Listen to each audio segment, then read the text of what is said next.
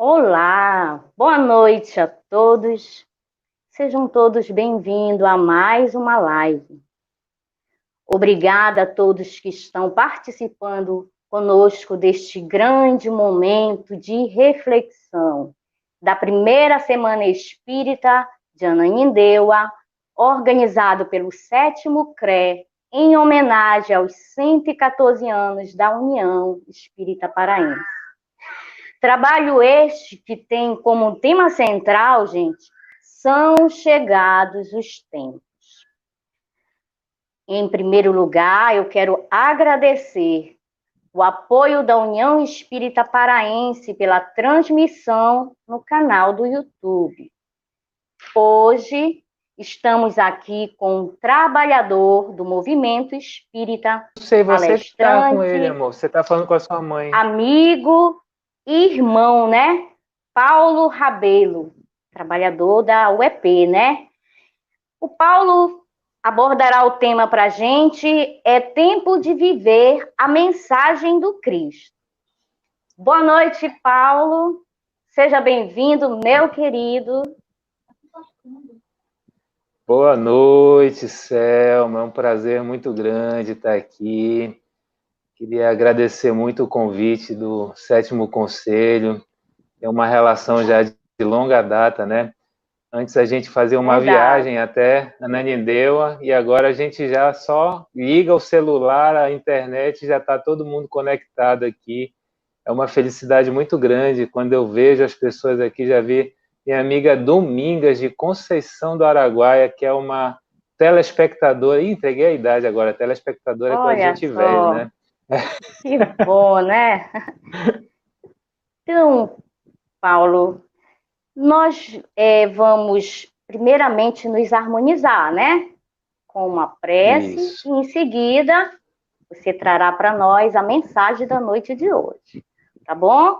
Então vamos fechar nossos olhos e vamos agradecer, somente agradecer a Jesus, a equipe de trabalhadores espirituais, pela oportunidade do trabalho, do aprendizado, pedindo a proteção para essa nobre tarefa, e envolvendo também o nosso irmão amigo Paulo Rabelo, para que ele receba as boas inspirações dos bons espíritos e que traga a mensagem consoladora e que possamos aproveitar a noite alimentando os nossos corações.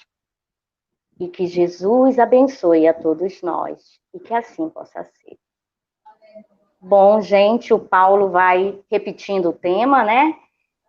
É tempo de viver a mensagem do Cristo. Com você, meu amigo. Queria agradecer mais uma vez, né, aos companheiros e amigos do 7º CRE. Queria abraçar todos na figura do meu amigo Raimundo Trindade, que é com quem a gente troca as figurinhas para construir esse momento. Dizer que é uma honra muito grande estar aqui, vendo, né, as pessoas aí no chat, Elis Rosana, minha amiga querida, Karina Pimenta, enfim, a gente está em família, né? E é muito bacana a gente estar junto aqui nesse momento. Me deram uma missão que eu gosto muito de falar do Cristo, né? E a gente falando, a gente se conecta, a gente vive, a gente experiencia. E eu queria começar a noite de hoje fazendo uma citação de um filósofo prussiano, Immanuel Kant. Kant tem um pensamento que é muito adequado ao percurso das reflexões que a gente vai propor hoje. Kant dizia assim: duas coisas me enchem a alma de crescente admiração e respeito.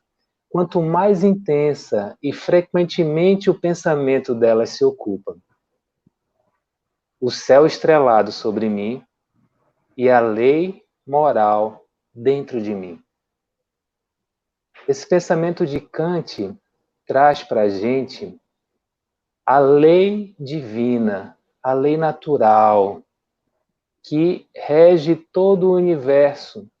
E percebam como Kant traz nas suas duas dimensões, a dimensão material, física, o céu estrelado sobre mim, porque isso enche a alma de admiração e respeito. É a criação divina. Mas, ao mesmo tempo, Kant refere a lei moral dentro de mim. E é essa lei moral dentro de mim, dentro de nós, que vai ser o fio condutor das nossas reflexões na noite de hoje.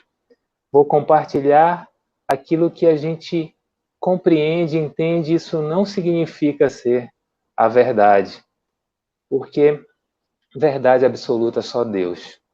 E a gente vai também conversar já já sobre isso. Eu não poderia começar essa fala sem render as homenagens ao mestre de Lyon. Porque se hoje nós estamos aqui dialogando, conversando, refletindo, meditando, foi graças ao trabalho desse discípulo lúcido do Cristo. Chico Xavier assim se referia a Allan Kardec, que trouxe para nós essa chave de compreensão da vida, essa lente que nos oportuniza entender o caminho a seguir. E por isso toda a nossa gratidão a Allan Kardec por nos proporcionar essa navegação, esse mergulho pela vida. E aí, falando do trabalho de Kardec, Kant desencarna em 1804, exatamente quando Kardec reencarna. E com o pensamento de Kant, a gente quer iniciar fazendo a ligação com o Livro dos Espíritos. O céu estrelado sobre mim e a lei moral dentro de mim. Quando a gente olha para o Livro dos Espíritos e visualiza a ordem didática dessa obra monumental, que reproduz o trabalho portentoso desse discípulo lúcido do Cristo, que adentrou terrenos insondáveis e volta sóbrio, lúcido, e nos brinda, nos presenteia com essa missão incrível. A gente vai olhar que o Livro dos Espíritos condensa toda a doutrina, né? E é dividido em 4 livros que são desdobrados em novas obras. O livro primeiro, As Causas Primeiras, né, que tem na sua sequência a Gênese. O livro segundo, O Mundo dos Espíritos, ou O Mundo Espírita, que é desdobrado no Livro dos Médiuns. O livro quarto, As Esperanças e Consolações, que tem no Céu e Inferno a sua continuidade, o seu desdobramento. Mas nós queremos hoje buscar o livro terceiro, As Leis Morais, que encontra no Evangelho segundo o Espiritismo o seu desdobramento, a sua continuidade. E as leis morais, elas precisam ser a nossa âncora, como diz Kant, dentro de mim. E quando a gente olha para a questão 625 do Livro dos Espíritos, quando Kardec pergunta para os benfeitores o que se deve entender por lei natural, e os espíritos respondem: a lei natural é a lei de Deus. É a única verdadeira para a felicidade do homem. E aí a gente já começa refletindo sobre algo, né?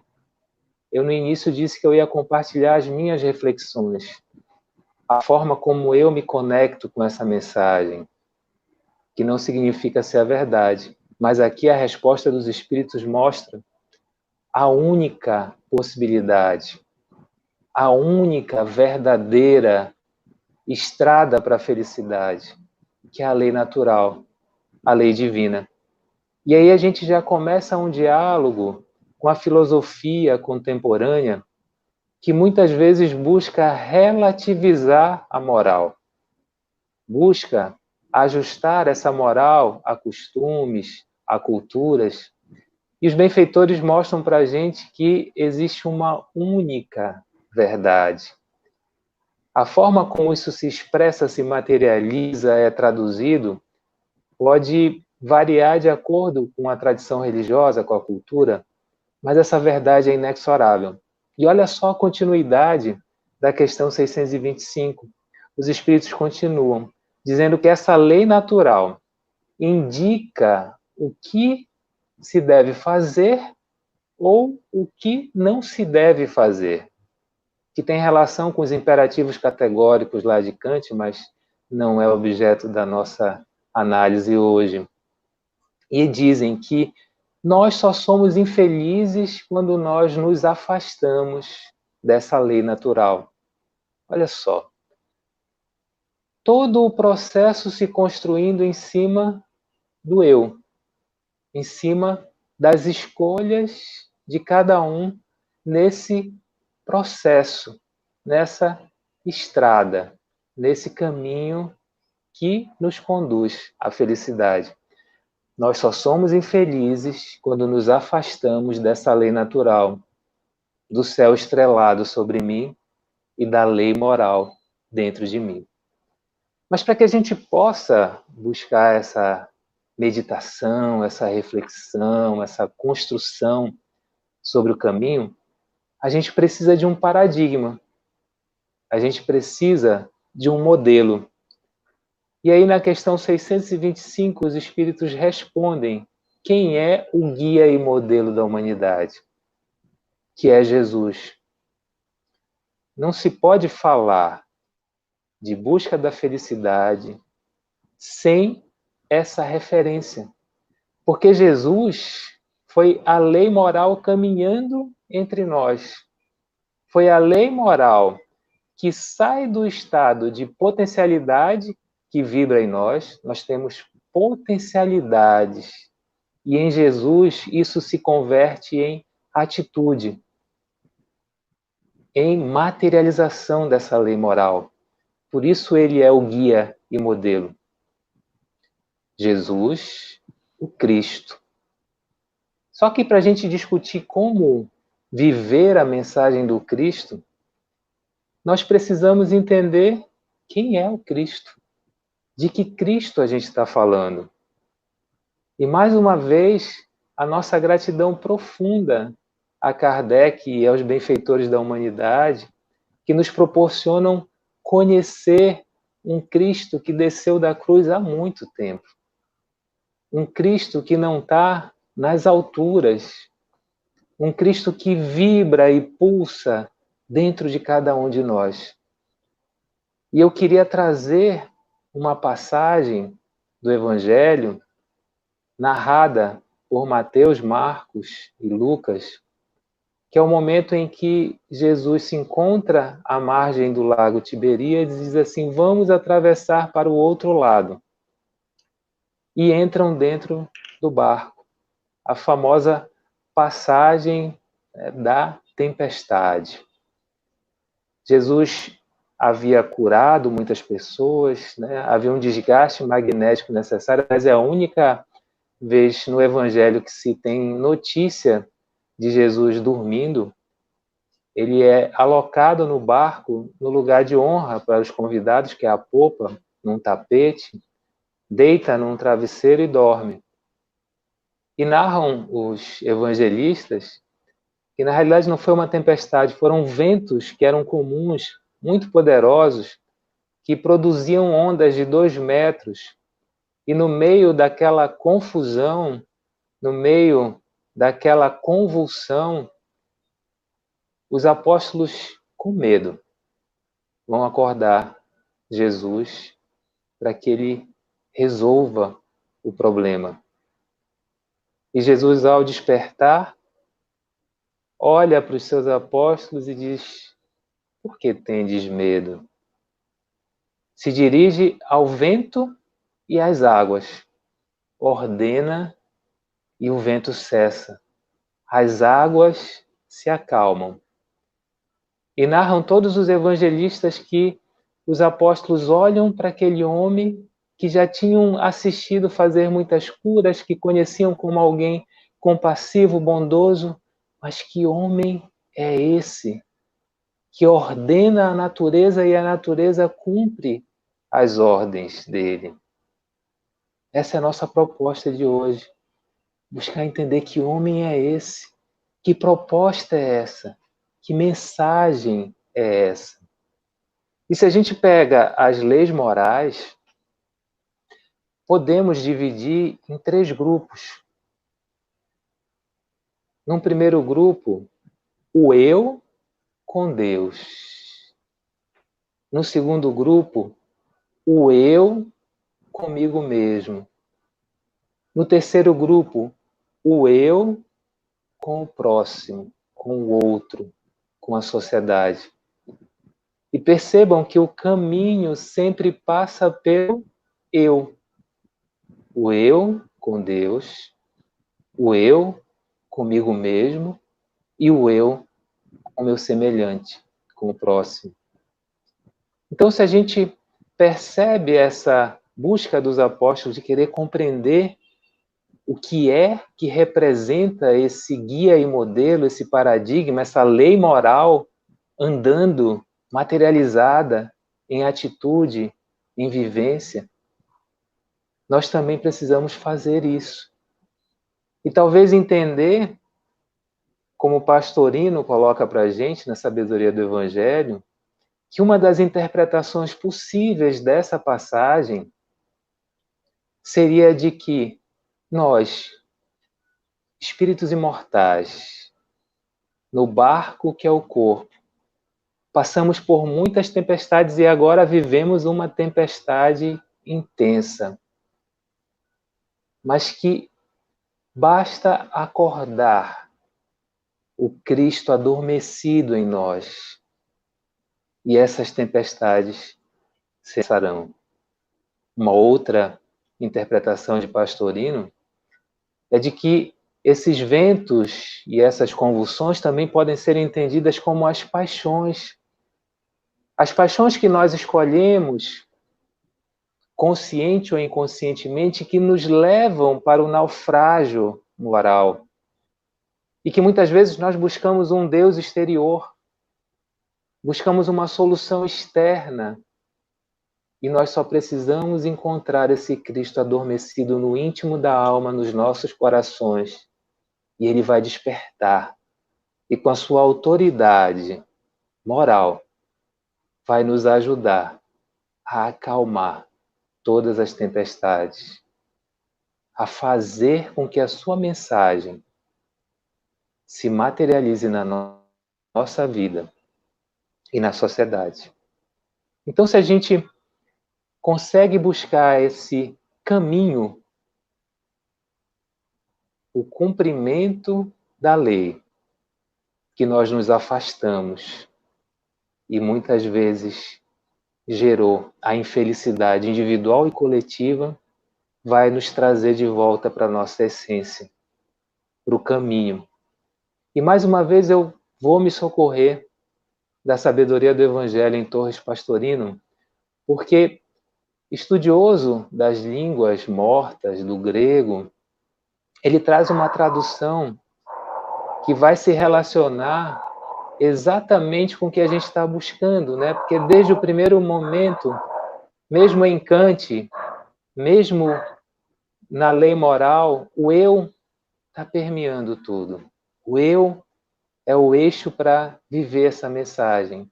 O eu é a resposta.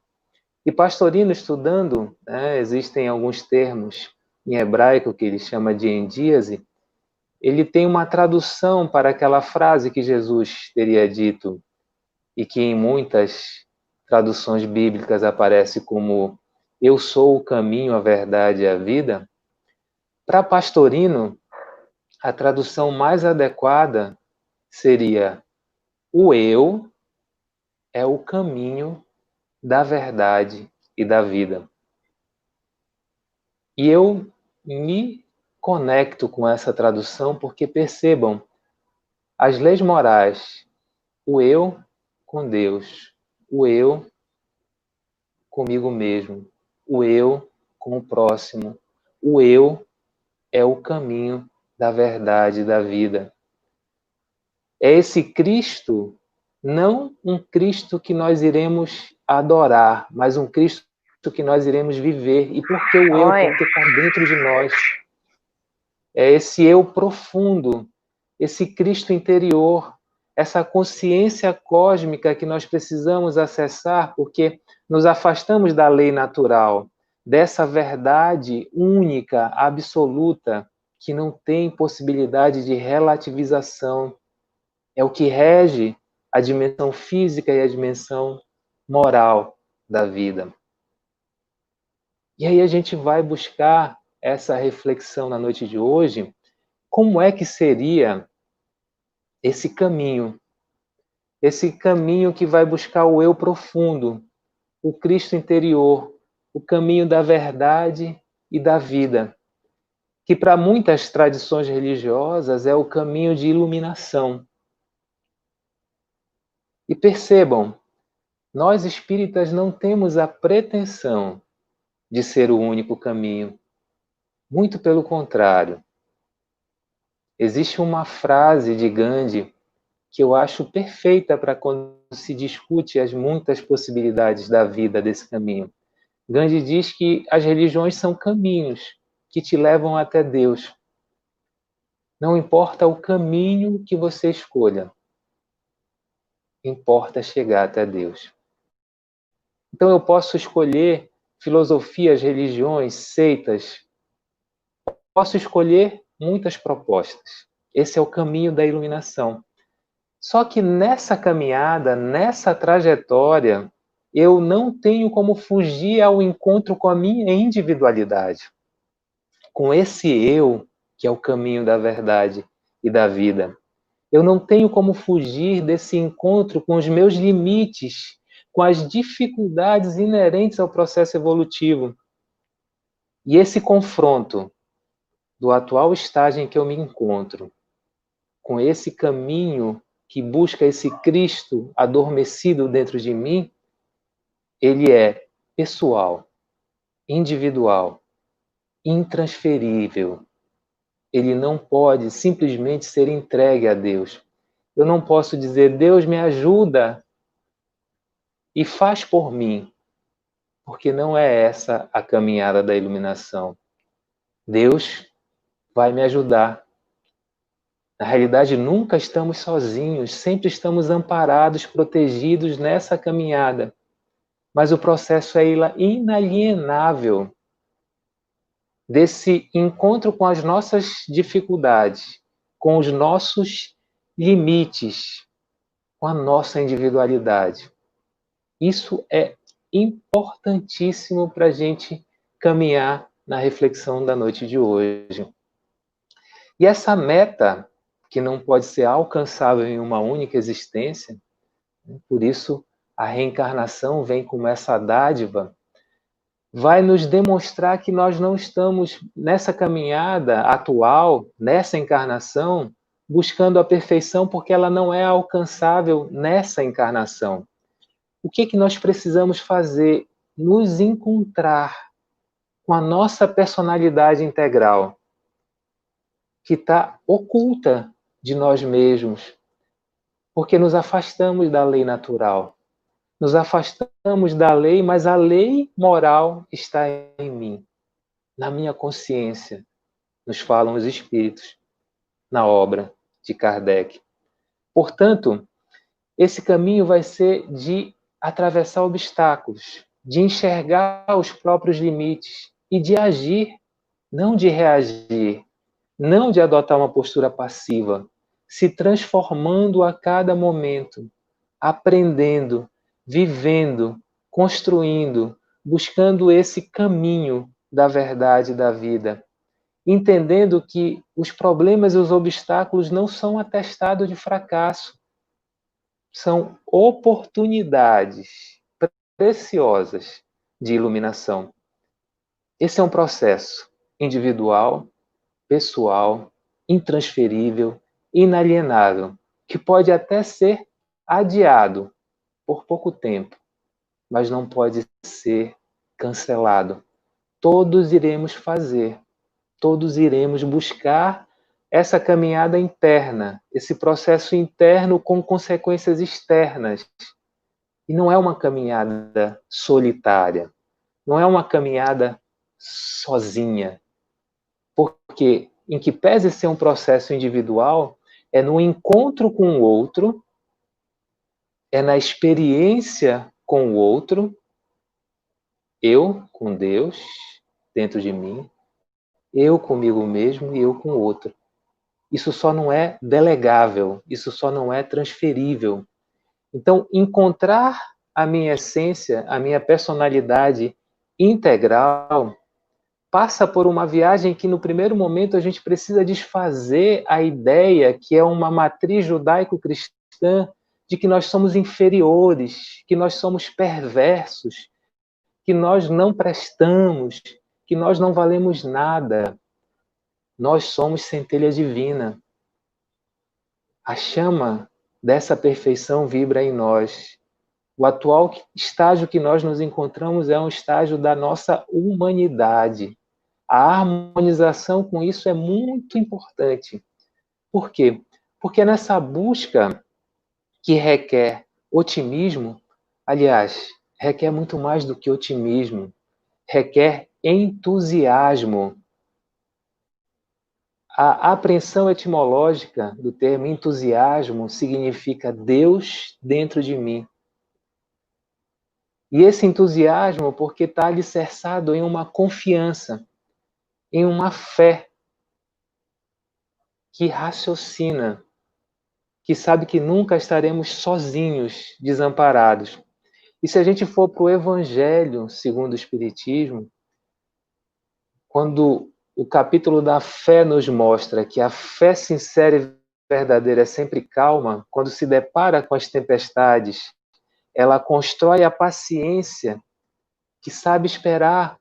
Por quê? Porque tem a sua base na inteligência e na compreensão da vida, que tem a certeza que o ponto objetivado será alcançado, será atingido. Esse caminho tem um ponto de partida essencial, fundamental, basilar, o desapego. O desapego é um exercício essencial nessa jornada de iluminação, nessa busca do caminho da verdade e da vida. Para que a gente viva a mensagem do Cristo, eu preciso me desapegar das exigências que eu tenho com as pessoas, das exigências que eu tenho em relação às situações da vida, dos sentimentos de posse que eu tenho das relações, das pessoas, da matéria. Porque esse sentimento de posse, ele decorre do medo de ser abandonado. E se a minha fé está alicerçada na compreensão da vida que essa lente doutrinária dá para todos nós, eu não posso ter medo de ser abandonado. Por isso eu confio, por isso eu liberto as pessoas que eu amo e as coisas que estão ao meu encontro, ao meu redor. Essa é uma estrada inexorável. Todos nós vamos passar. E nessa estrada, nós vamos encontrar dragões.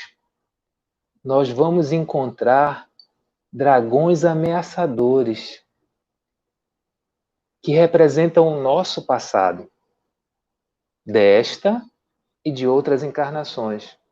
Está lá no Evangelho. A causa maior é desta encarnação. E quando encontrarmos esses dragões, que pode ser uma Covid, que pode ser a perda de um emprego, que pode ser o final de uma relação amorosa, que pode ser um revés financeiro, não devemos, até podemos, não devemos fugir, nos proteger ou evitar esses dragões. Porque eles são frutos das nossas escolhas. E são sinalizadores. Todas as vezes que esses dragões ameaçadores aparecem na nossa vida, eles são sinalizadores de que chegou a hora de questionar os valores sobre os quais alicerçamos a nossa caminhada até o presente momento. E está aí o cenário pandêmico como esse dragão ameaçador que é fruto das nossas escolhas. A pandemia não é criação divina, ela tem permissão nessas leis naturais, mas ela é fruto das nossas escolhas. E nós não devemos fugir, é claro, precisamos ter as cautelas, precisamos ter a solidariedade de proteger a nós mesmos e proteger os outros, mas não fugir a essa proposta encantadora para que nós analisemos onde é que está alicerçado os valores da nossa vida. Essa é a finalidade desses encontros. E o caminho da iluminação, ele só vai ser árduo, ele só vai ser difícil para quem estabelece como paradigma de vida a matéria e tudo que lhe diz respeito. Aí ele é penoso. Mas para quem tem a percepção da vida espiritual, todas as suas consequências, essa jornada, ela é leve. Ela não vai ser fácil. Ela não vai ser sem dor, mas ela se torna leve. Ela deixa de ser sacrificial e penosa, porque eu tirei o eu que estava centrado na matéria e em tudo que diz respeito à matéria. Por isso é tão penoso, tão doloroso, quando um bem material que eu possuo é furtado. Por isso é tão penoso e doloroso quando alguém que eu digo que amo, porque se eu amasse realmente, no momento em que esse indivíduo, que essa pessoa buscasse outros caminhos, eu iria ter felicidade, alegria e gratidão. Isso me lembra muito aquela música do Peninha, né? Mas não tem revolta não, eu só quero que você se encontre e ter saudade até que é bom. Isso é viver esse caminho de percepção espiritual da vida, onde nós não possuímos nada e nem ninguém. Não possuímos nada e nem ninguém. Esse processo de ascensão, de caminhada, de busca dessa iluminação, precisa ser realizado enxergando os caminhantes que estão junto conosco. Ainda há pouco eu falava, ele é individual, mas não é sozinho. Eu sempre vou ao encontro do outro e eu preciso enxergar no outro o diamante divino que está por trás dessa casca social e coletiva do ego. Porque, volto a insistir, a nossa essência é boa, a nossa essência é divina. Existem cascas construídas pelas nossas escolhas egóicas, mas nós precisamos enxergar nessa caminhada evolutiva, nesse caminho da verdade e da vida, nesse encontro do Cristo interior, o diamante divino que está ali no outro, que está apenas obscurecido por aquela casca social do ego. Ou seja, nós não somos egoístas, nós não somos perversos, nós não somos orgulhosos, nós estamos, e esse é um estado transitório, porque todos nós vamos viver, todos nós somos espíritos imortais, todos nós vamos encontrar essa consciência cósmica, esse Cristo interior, esse eu profundo, quer queiramos ou não. Quando Kardec pergunta se os espíritos mais endurecidos irão alcançar esse caminho, os benfeitores dizem, para estes, as eternidades serão maiores.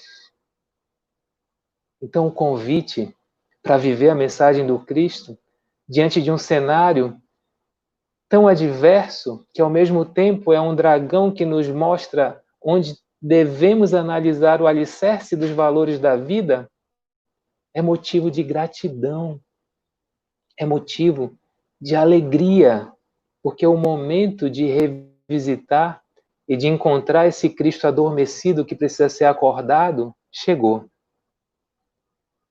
Essa iluminação, ela necessariamente vai passar pelo encontro do espírito com a matéria. E o espírito ele precisa estar à frente do processo. Todas as vezes que a matéria está à frente e o espírito assume um papel coadjuvante, nós nos afastamos dessa lei natural, que é a verdade absoluta, é a verdade inexorável, essa inteligência suprema que rege, que é amor, que é bondade. E os benfeitores colocam que a lei de amor, justiça e caridade é a mais importante de todas. Então, talvez nós precisemos refletir na noite de hoje juntos, né? E esse é um compartilhar de ideias, por exemplo, sobre o sentido da caridade na nossa vida. Essa semana agora tem um grupo de amigos, né, amigos do Moveste, um grupo de WhatsApp, e um companheiro muito querido, Gesiel, postou um vídeo, eu esqueci o nome da pessoa, e a pessoa faz umas reflexões bem interessantes, né? Porque a caridade plena ainda está distante de nós. Então, muitas vezes, quando você vai a um abrigo, a um hospital, a algum lugar, fazer um trabalho assistencial, você está indo ao encontro de você mesmo e não fazendo caridade ainda. Você está buscando se reconhecer egoísta e tentando nesse exercício, nesse contato com o outro, fazer esse encontro interior. E por isso que o agradecimento, quando vem de lá, tem que me constranger. E não fazer como muitas vezes, e aí eu me reconheci nisso, que a gente diz assim, agradeça ao Cristo. Né? Eu estou fazendo caridade, eu ainda não estou fazendo caridade. Eu estou buscando esse caminho, esse exercício de me reconhecer, de me conhecer, tentando me sensibilizar com a dor alheia, mas esse patamar de caridade plena ainda distante de mim, mas é o caminho que precisa ser encontrado dentro de mim e que passa necessariamente pelo encontro com o outro, para que eu possa perceber que nada pertence ao ser humano que não esteja nele mesmo, que não seja ele mesmo. E a gente só tem para dar aquilo que existe dentro de nós. Se eu estou nesse estado egóico ainda, eu ainda não estou praticando caridade. Eu sou o maior beneficiado naquele momento em que eu levo alimento, que eu levo abrigo, que eu levo agasalho, que eu levo medicamento, porque eu estou me conhecendo, fazendo contato com essa proposta iluminativa. Porque espiritualizar-se não é pertencer a um credo religioso. Mesmo que seja o espiritismo, e a gente já colocou que não é uma condição. Espiritualizar-se é um processo de autoanálise em relação às várias dimensões da vida. É perceber criteriosamente os vários aspectos sem camuflar, sem fugir, enxergando os próprios limites, sem deixar de identificar a própria sombra. E aqui vale um parêntese, né, para tentar conceituar o que é sombra, para a gente fugir dessa lógica de que somos trevosos ou perversos ou indignos. Muito pelo contrário, a gente tem Deus dentro de nós. A sombra é aquela parte da personalidade que é por nós negada ou desconhecida, que os conteúdos são incompatíveis com a conduta consciente, mas está em nós, isso precisa ser acolhido, ressignificado, transformado, não expurgado, porque faz parte de nós e é tomada de consciência, dessa consciência cósmica. Estamos chegando já aqui ao final da nossa caminhada para tentar refletir sobre viver a mensagem do Cristo. E esse caminho iluminativo, ele passa por analisar várias dimensões da vida. Eu vou tentar fazer um voo panorâmico, né? Porque isso seria algo que demanda, mas são apontamentos, são direções. E a primeira dimensão seria a dimensão corporal, né? Lembrando, eu não posso camuflar, eu preciso identificar, eu preciso fazer contato com os meus limites. Então, quando eu falo da dimensão corporal, eu falo de entender a linguagem do corpo que eu utilizo, porque eu não sou esse corpo. Eu falo em buscar aceitar, ou se existe alguma necessidade de correção estética ou funcional, que eu não entre em depressão ou frustração pela impossibilidade disso acontecer. Quando eu falo em dimensão corporal, é entender os limites que o desgaste natural da velhice física nos proporciona, que as rugas que aparecem precisam ser visualizadas como insígnias de sabedoria, que essa dimensão corporal ela precisa ser balizada por atividades físicas saudáveis, alimentação saudável, repouso, emoções saudáveis. E aí sempre que a gente fala de alimentação, sempre vem aquela pergunta, mas então, mais evoluído e iluminado é o vegetariano, não é o carnívoro? E é muito bacana porque o André Trigueiro, nas palestras dele, ele faz uma síntese poderosa. Ele disse assim, podia falar muito tempo sobre isso, mas eu vou dar só 2 exemplos. Chico Xavier era carnívoro e Hitler vegetariano.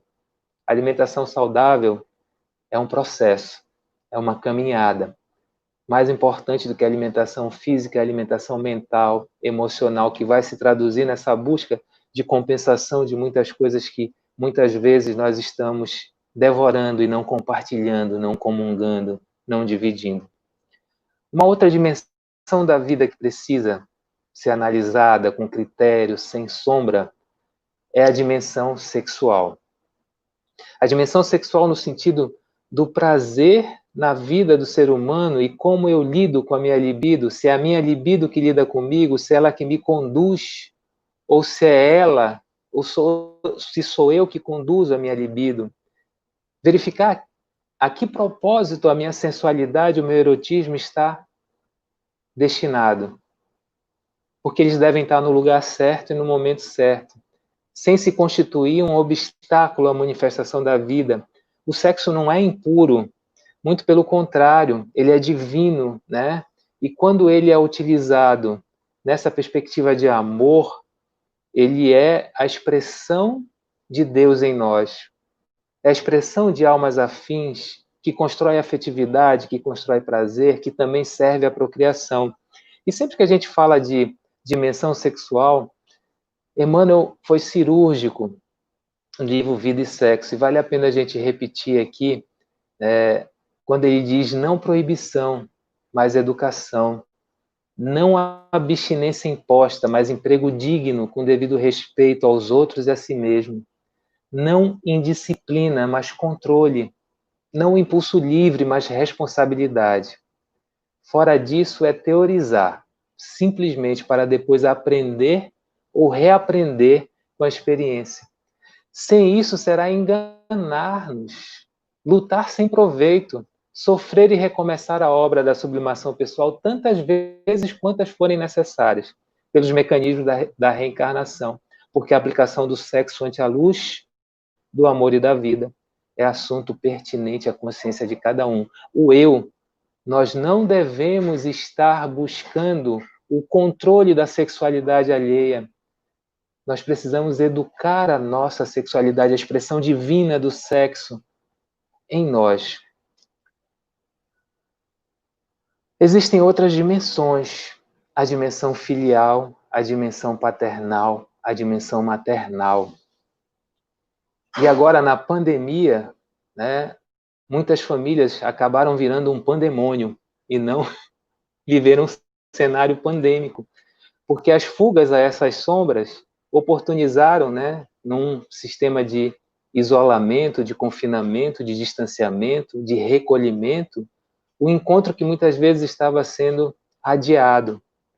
E aí eu preciso me perguntar, na condição de filho, eu estou levando a paz para o lar, eu estou agradecendo para os pais, pelos pais que a misericórdia infinita de Deus me oportunizou independente das atitudes deles, porque as atitudes deles serão prestadas contas com Deus. Se eu estou lá, existe um propósito. Na dimensão paternal, eu estou sendo um pai autoritário, rígido, arbitrário, castrador, ou eu estou sendo um pai permissivo, excessivamente liberal? Porque o exemplo do pai, ele vai contribuir para que o indivíduo tenha atitudes corajosas e determinadas na vida. Esse é o papel, essa dimensão que eu preciso avaliar. Na dimensão maternal, eu preciso entender se eu estou sendo excessivamente protetora enquanto mãe, ou quem faz o papel de mãe, ou se eu estou sendo displicente, porque quando há excesso de proteção, eu impeço a formação da identidade do indivíduo. Quando há displicência, eu ajudo a produzir, construir frieza nas relações. A dimensão maternal, ela tem a importância para a construção dessa capacidade de interação e de afetividade. Queria finalizar essa reflexão com a dimensão profissional, com a vida em sociedade. Porque a profissão, ela precisa ser a tradução de um anseio de sobrevivência física, material, com toda certeza, porque a matéria é necessária, mas ela precisa ser exercida com amor, satisfação, contribuindo para o progresso social. Então, são muitas outras dimensões nesse caminho, né, de viver essa mensagem do Cristo, dessa lei moral, e eu quis elencar essas dimensões, que, aliás, fui buscar num autor chamado Adenauer Novaes, que tem psicologia do evangelho, tem psicologia e espiritualidade, que tem reflexões bem interessantes, e ele faz essas reflexões. E para finalizar, a nossa dimensão espiritual, essa busca da essência, né? Daquele Cristo que diz para a samaritana que ela tem 5 maridos, e no momento ela não entende nada, e depois Torres Pastorino nos ajuda a compreender que Samaria era a alma vigilante, a tradução, que aquela alma vigilante, ela buscou o Cristo, buscou a água viva, e aí ela só pode encontrar essa essência, como diz Pastorino, espírito verdadeiro, e não espírito e verdade. Espírito verdadeiro, em espírito verdadeiro, livre das sensações, das emoções, do intelecto, da espiritualidade religiosa que nós temos, e até da inteligência. Porque a essência espiritual é essa que vibra em comunhão, por isso Jesus disse, eu e o Pai somos um só.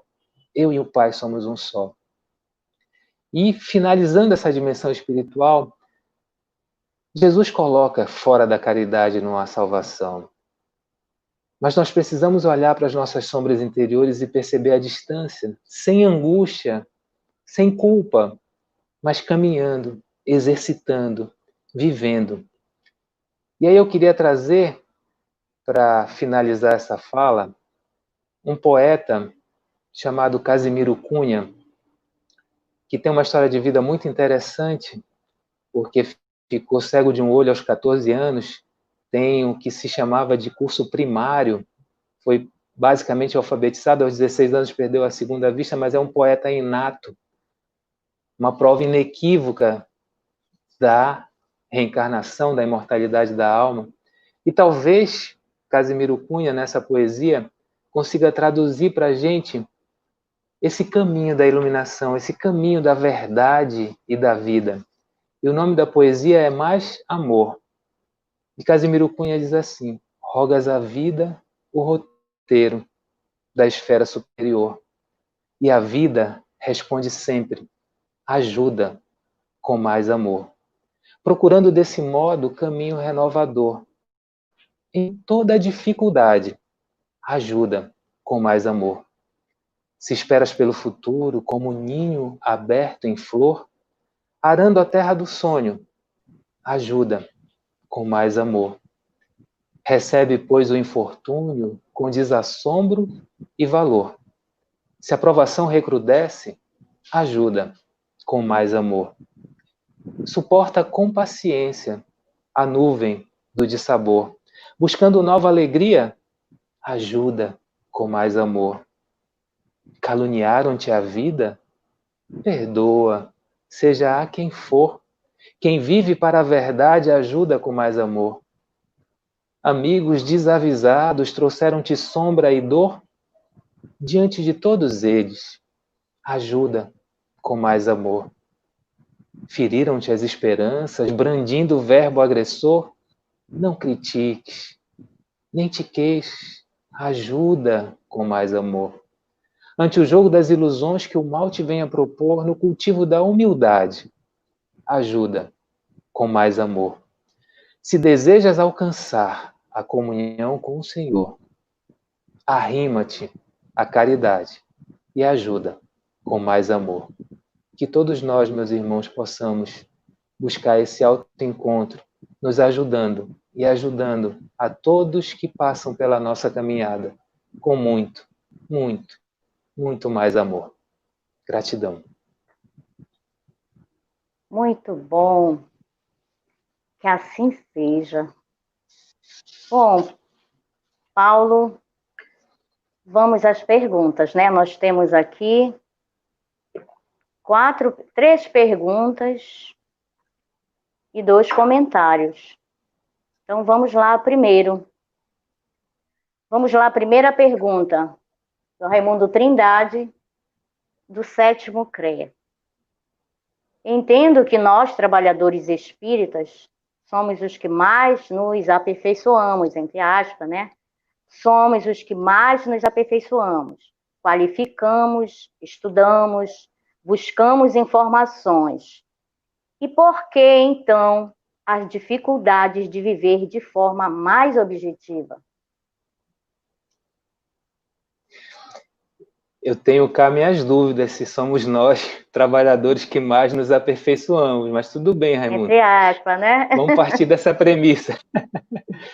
Eu só preciso falar que eu estou muito feliz de ver o meu cunhado, Oswaldo Cruz, aí no chat, lá de Campinas, assistindo. Olha só que coisa bacana, né? Essa proposta de transcender as religiões, né? Ele é católico e está aí assistindo e a gente pode dialogar perfeitamente olha nesse processo. Que legal, né? Maravilha, né? Tá certo. Então, eu lembro de uma história daquele palestrante espírita, né? Aquele palestrante espírita que palestrava com eloquência e tinha um senhorzinho que estava lá atrás e dormia a palestra inteira, né? E aí, quando esse palestrante desencarnou, chegou lá no plano espiritual, viu que tinha, né, um puxadinho reservado para ele, muito ruinzinho. Disse, mas caramba, mas eu trabalhei tanto, né? Eu fiz tanto. E aí ele olha para aquele senhorzinho que dormia na palestra o tempo todo, e o senhorzinho luminoso, disse, mas como assim eu trabalhei tanto? Disse, pois é, tu só falaste, né? E ele viveu, ele fazia. Então talvez, Raimundo, meu amigo, nós estejamos, trabalhadores do movimento, no automatismo da tarefa, pregando muito e vivendo menos. E esse cenário pandêmico, esse abençoado novo coronavírus, porque é uma bênção nas nossas vidas, ele veio para que nós possamos olhar para o que de fato importa e onde está o lastro da nossa tarefa. Se nós estamos buscando imprimir a tarefa nessa caminhada de busca do Cristo interno, ou se nós estamos no automatismo, pregando, aconselhando, querendo controlar a conduta alheia e não fazendo essa busca do Cristo interno. Então, acho que essa é a perspectiva do trabalhador da vinha, né? Que o Elahá, inclusive, falou ontem, desse trabalhador da última hora. Talvez o trabalhador da primeira seja esse trabalhador espírita. Mas como assim, Jesus? Eu estou aqui já um tempão ralando, né? Abrindo e fechando o centro o tempo todo, e agora chega essezinho na última hora e ganha a mesma coisa que eu. É isso, né? Pregar menos e viver mais. Viver a essência do Cristo. Penso que é esse o caminho. Verdade, Paulo. É tempo já de viver, né? Como diz o próprio tema, é tempo de viver já a mensagem do Cristo. Então, vamos lá, a segunda pergunta. Dominga Alves pergunta: por que mesmo tendo conhecimento dos ensinamentos do Cristo e buscando viver, em momentos como este que estamos vivendo, ainda entramos em sofrimento? É muito bacana essa pergunta, Domingas. Muito bacana mesmo. Porque ela não tem uma resposta única, né? Eu posso dizer que esse sofrimento ele é uma escolha, mas esse sofrimento ele está relacionado a uma série de circunstâncias de cada individualidade, que é isso que a gente está tentando colocar aqui, né? A busca desse caminho. A dor ela tem uma proposta pedagógica divina. O sofrimento é a escolha nossa, é o prolongamento dessa dor, né? Então, imagina, a gente está vivendo um processo em que tem uma doença grave que pode ocasionar o desencarne, ou eu me harmonizo com isso, me reconhecendo o espírito imortal, ou eu vou entrar em desespero, né? Ontem eu vi um seriado, Diário de um Confinado, né? Passando álcool gel no talher, espirrando na pizza, né? Essa neurose que tomou conta, muitas vezes, de muitos de nós, espíritas, convictos da imortalidade da alma. Mas essa convicção está só aqui, ó. Ela não está aqui, ela não está sentida. Porque se ela for sentida, eu não vivo como se fosse morrer. As minhas escolhas não são pautadas em escolhas que entendem que eu irei morrer. As minhas escolhas são pautadas nessa perspectiva espiritual da vida. Eu lembro que eu até fiz uma pergunta para o Wagner no primeiro dia, né, da palestra, que talvez muitos espíritos desencarnando agora sejam espíritos que já estão nessa caminhada e que estão se preparando no plano espiritual, né? Não tem essa história da separação do joio e do trigo, achar que porque eu sou espírita, eu sou trigo, né? E quem está fazendo alguma coisa equivocada é joio. Não, a escolha é nossa, né? E o sofrimento é produzido por essa fuga desse contato interior. Então, o convite é entender. Se eu estou com medo, eu acolho esse medo, mas eu vou buscar esse Cristo adormecido lá na popa do barco e vou acordar ele, esse Senhor, né, em mim. Vamos olhar com isso, com confiança, porque eu não estou sozinho, eu não estou desassistido. Quantas vezes eu já morri e remorri, nasci e renasci? Se for esse o caminho, será. Eu não posso me angustiar com isso. Ou melhor, eu não devo, mas eu posso evoluir para enfermidades mentais, emocionais, é uma escolha. O sofrimento sempre vai ser uma escolha. Espero que eu tenha respondido para Domingas. Tá certo. Terceira pergunta, do Raimundo Trindade, também do sétimo CRE. Em sua fala, poderia dizer que não faço a caridade. Estou praticando a caridade?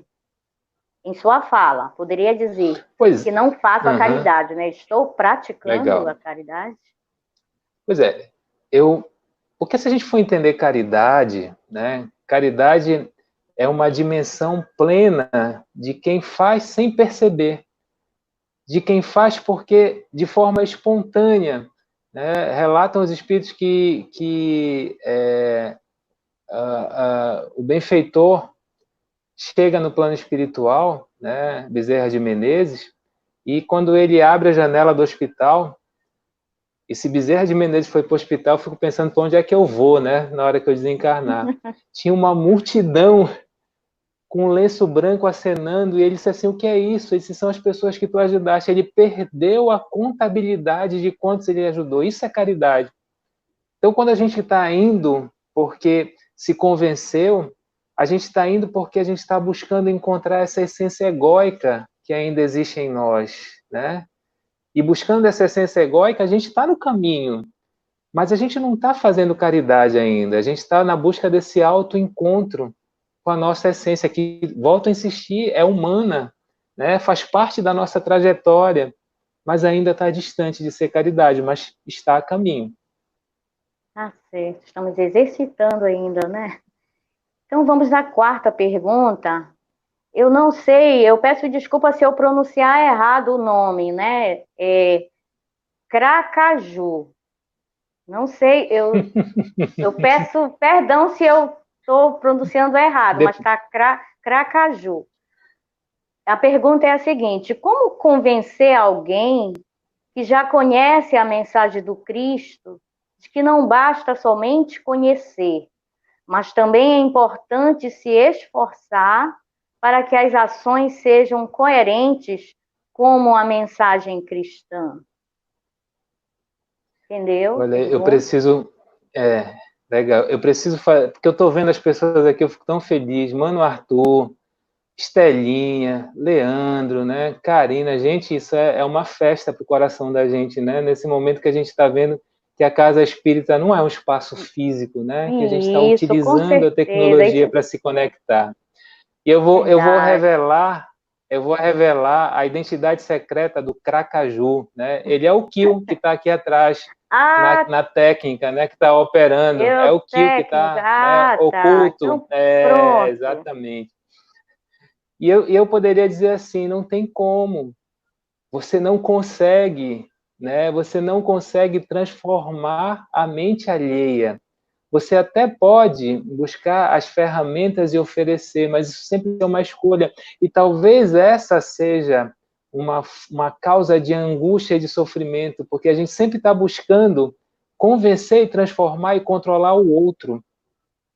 E foge do nosso processo, da nossa caminhada. Então, por exemplo, em família, eu quero que o meu filho seja assim, que a minha filha seja assada, que a minha felicidade depende da conduta do outro, e eu estou entregando a minha felicidade para o outro, quando na realidade a minha felicidade ela tem a ver com a questão 625, é eu me aproximar da minha essência, é eu voltar para a lei natural. O que o outro faz ou deixa de fazer é uma escolha dele, eu sempre vou estar com ele, mas eu não sou ele.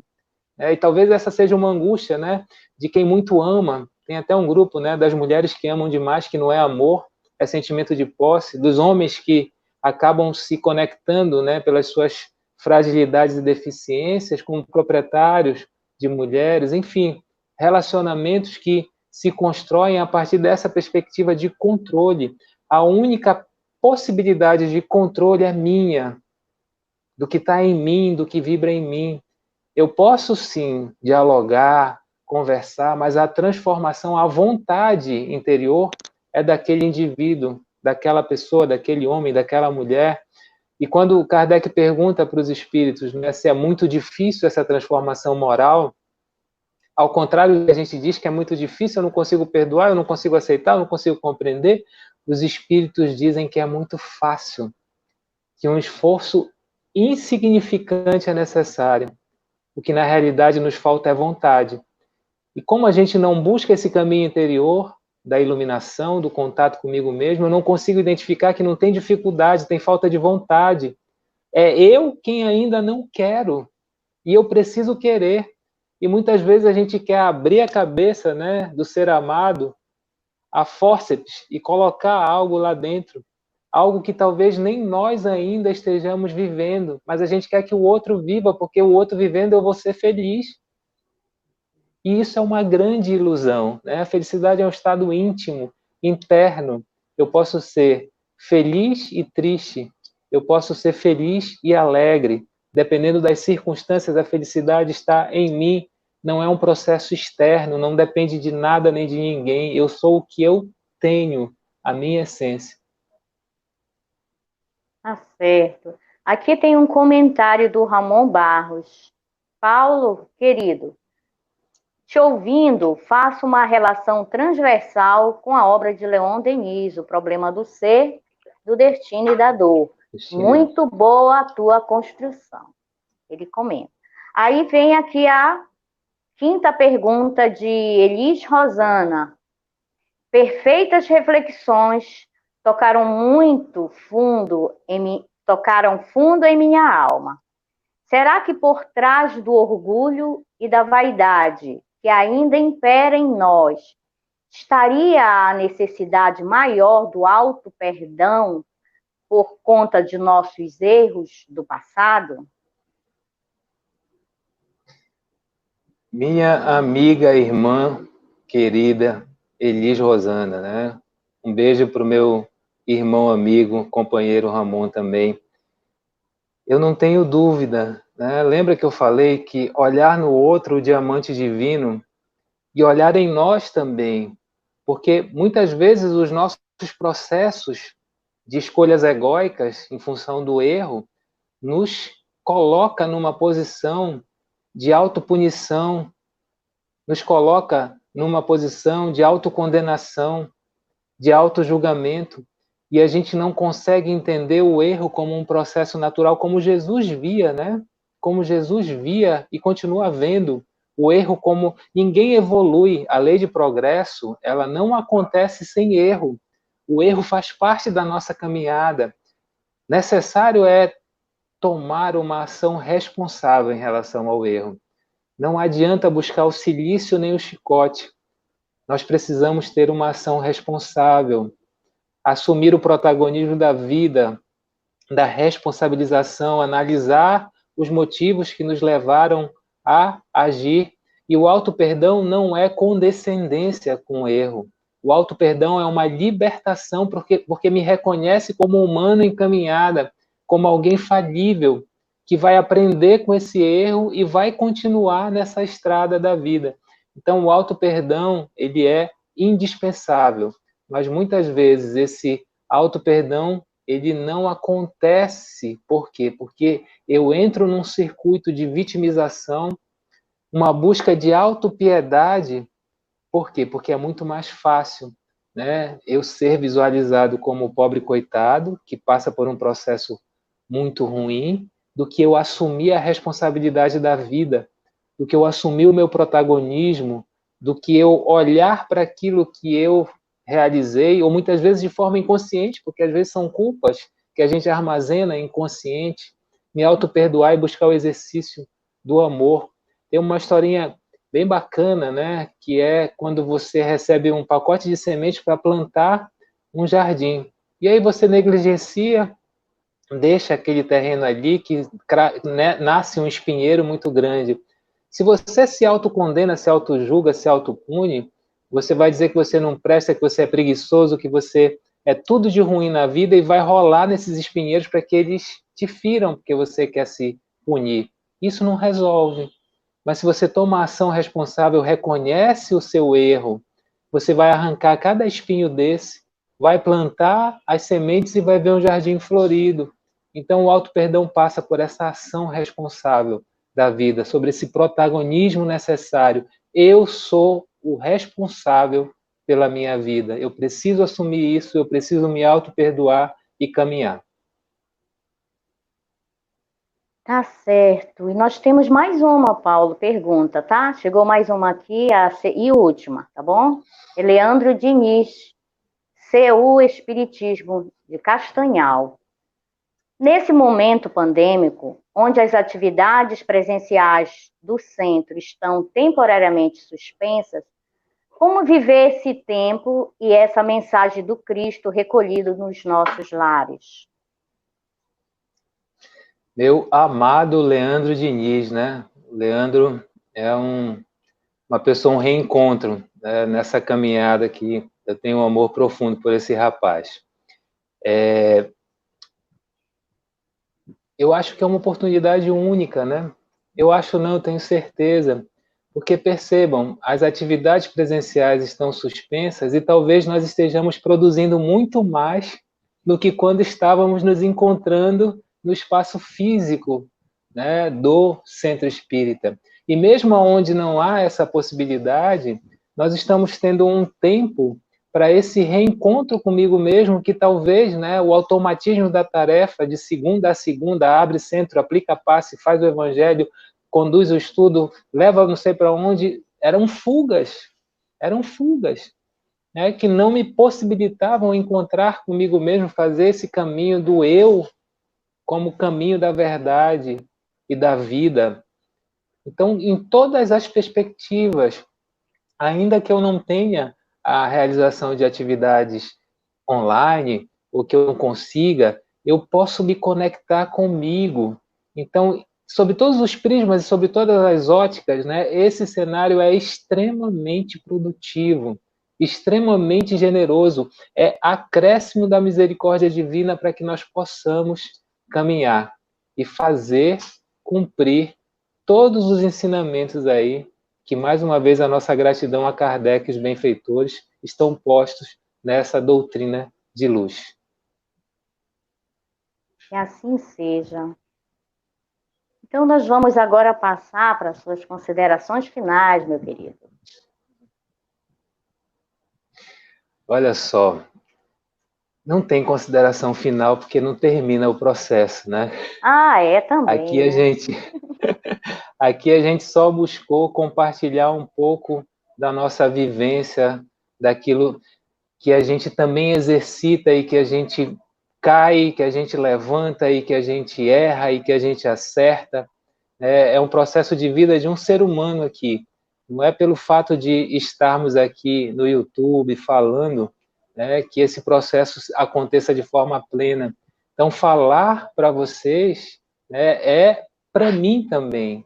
Para mim isso é muito importante, porque desde que o Raimundo me convidou, né, eu estou conectado com esse tema e revisitando o meu processo e olhando para mim mesmo para poder compartilhar isso. Então, essa ideia, né, desse viver os ensinamentos do Cristo é uma ideia de comunhão, de solidariedade, de compartilhamento, de troca. Né? A gente precisa construir essa sociedade nova dentro de nós para que ela se materialize na Terra, para que essa nova ordem, né, que é uma ordem que vibra nas leis morais, na lei natural dentro de mim, se materialize, deixando, né, essa busca de controlar o incontrolável, mas vivendo todo o amor possível. Lembrando Casimiro Cunha, né? Com mais amor. Caluniaram, perdoa. Feriram, segue adiante. Não critiques, não te queixes. Não reclama, porque quem reclama, clama duas vezes. Que possamos agradecer, porque tudo está em nós. Todas as nossas escolhas nos conduziram até aqui. E por isso eu fiz questão de vestir essa camiseta do EIMEP, né? E ela está aparecendo só esse caminho aqui, ó, que é o caminho do amor. Esse é o caminho. A gente não precisa passar pelo caminho do sofrimento, da escolha. A gente só precisa escolher o amor. Essa é uma leitura equivocada de espiritismo, né? De punição, de castigo, de sofrimento. O caminho primeiro é o do amor.